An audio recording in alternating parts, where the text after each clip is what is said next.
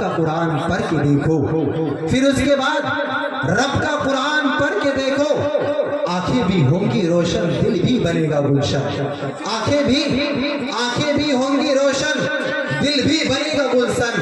تم صرف ایک سورہ رحمان پڑھ کے دیکھو، تم صرف ایک سورہ رحمان پڑھ کے دیکھو۔ میرے محترم بزرگوں دوستو، آپ نے دیکھا قاری صاحب کتنی بہترین لب و لہجے کے ساتھ قرآن کریم کی تلاوت سے محفل کا آغاز فرما رہے تھے۔ میرے معزز سامنے گرام، میرے مسلمانوں، قرآن کریم وہ عظیم برکت اور سعادت ہے جو روح خدا بندی کا معدنی حیات اور سر چشمہ زندگی ہے۔ وہ عرب کی قوم جو پشتے مردہ چلی آ رہی تھی، دنیا جس کو ذلیل و حقیر جانتی تھی، کوئی ان کو اونٹ کی مینگیوں میں کھیلنے والا سمجھتا، کوئی ان کو جہل عرب کا خطاب دیتا، کوئی ان کو جاہلین مکہ کہتا، لیکن جب قرآن آیا تو جن کا نام جہل عرب تھا صحابہ کرام ہو گیا، جن کو نفرت سے یاد کیا جاتا تھا، ان کو رضی اللہ عنہ و رضوا عنہ کا اعزاز ملا۔ جس زمانے کے نام جاہلیت تھا اس کا نام خیر القرون ہو گیا۔ وہ مردہ قوم جو کروٹ نہیں لے سکتی تھی، طاقت و قوت سے ایسی لیس ہو گئی کہ جس نے کیسر و کسرا کا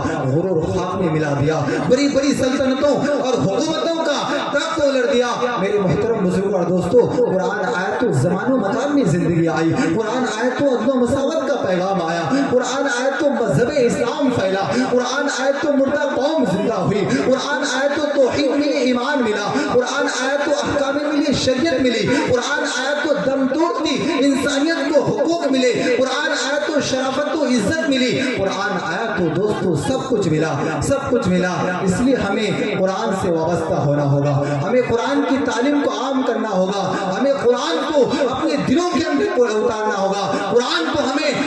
ہمارے گھروں میں قرآن کی تلاوتیں ہونی چاہیے۔ آج ہم لوگ ان سب چیزوں سے بہت دور ہے۔ اس لیے میرے معزز سامعین کرام، کسی بھی سماج، کسی بھی قوم، کسی بھی مذہب کے لیے اگر ترقی پانا چاہتا ہے، آگے بڑھنا چاہتا ہے، کامیابی حاصل کرنا چاہتا ہے، تو اس قوم کے لیے تعلیم کا ہونا، علم کا ہونا بہت ہی ضروری ہوتا ہے۔ میں آپ کو بتاؤں، حضرت عبداللہ ابن عباس رضی اللہ تعالیٰ عنہ فرماتے ہیں کہ اللہ تبارک و تعالیٰ نے حضرت سلیمان علیہ السلام کو 3 چیزوں کا اختیار دیا تھا کہ ان تینوں چیزوں میں سے جس کو چاہے پسند فرما لے۔ تو حضرت سلیمان علیہ السلام نے 3 چیز کیا تھے، اس میں سے نمبر 1 پہ تھا علم، نمبر 2 پہ تھا مال، اور نمبر 3 پہ تھا سلطنت۔ لیکن حضرت سلیمان علیہ السلام نے علم کو پسند فرمایا، اور اللہ تبارک و تعالیٰ نے علم کے ساتھ ساتھ حضرت سلیمان علیہ السلام کو مال و سلطنت بھی عطا فرما دیا۔ تو میرے معزز سامعین کرام،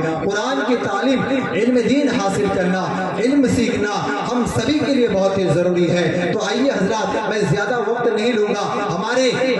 ایک سے دور دراز سے چل کر ہمارے آپ کے دیار میں ایک سے خطیب، ایک سے ایک مقرر تشریف فرما ہے۔ میں چاہتا ہوں کہ اس جلسے کی کارروائی کو آگے بڑھایا جائے۔ حضرات، ابھی آپ یاری خوشیلان کو سماعت فرما رہے تھے، موصوف آئے اور وقت میں سبات میں اپنی جیت کی خیمے ہم سامعین کے قلب و جگر میں نصب کر گئے، اور ہماری پیشانیوں پہ ابھرنے والے سلوٹیں یہ کہہ رہی تھی کہ یہ کون تھا، یہ کس نے بکھیری تھی مستیاں، یہ کون تھا، یہ کس نے بکھیری تھی مستیاں، ہر ذرہ سین باغ کا ساگر بدوش ہے، گنگناتا ہوا یہ کون چمن سے گزرا، ہر کلی مائل گفتار نظر آتی ہے، ستارے توڑ کر رک جاؤں یہ ممکن نہیں مجھ سے، ستارے توڑ کر رک جاؤں یہ ممکن نہیں مجھ سے، میرے پائے طرف کو آسمان کے پار جانا ہے۔